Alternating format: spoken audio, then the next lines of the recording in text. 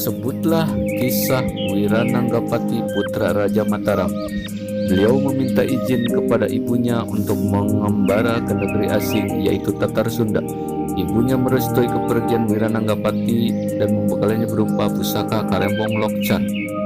Singkat cerita, sampailah Raden Wirananggapati ke suatu pesantren yang berada di Ciketug atau di Desa Pemulihan.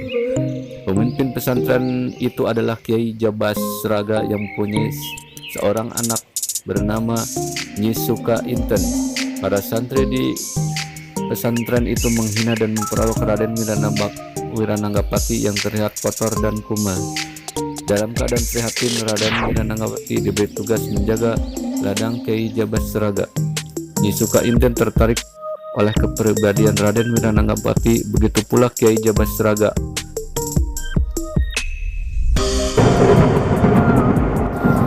Di Mataram, Raden Wirananggapati berhasil melumpuhkan seekor banteng yang mengamuk dan memporak-porandakan Paseban dengan Karembong Lokchan. Melihat pusaka Karembong Lokchan Raden Wirananggapati oleh Raja Mataram diakui sebagai anak yang kemudian ditugaskan menjadi bupati di Desa Subang.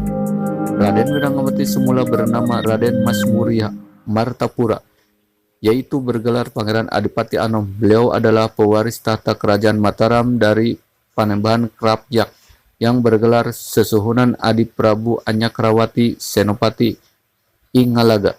Untuk lebih jelasnya mari kita simak dan telusuri. Pada tahun 1586 Masehi, Sutawijaya dan Senopati dalam peperangan berhasil merebut kekuasaan kerajaan Pajang.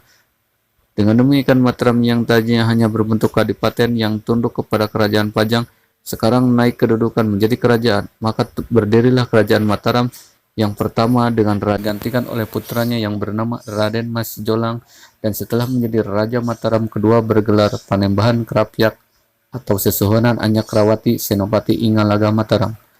Panembahan Krapyak mempunyai dua istri. Yang pertama bernama Ratu Tulung Ayu sebagai Prameswari atau disebut Ratu Kulon. Yang kedua Ratu Adi yang statusnya sebagai istri selir. Dari istri pertama Ratu Tulang Ayu, Prameswari mendapat 3 anak, yaitu Raden Maswurya atau Adipati Martapura, Adipati Pesir, dan yang ketiga adalah Soraya. Sedangkan dari Ratu Adi sebagai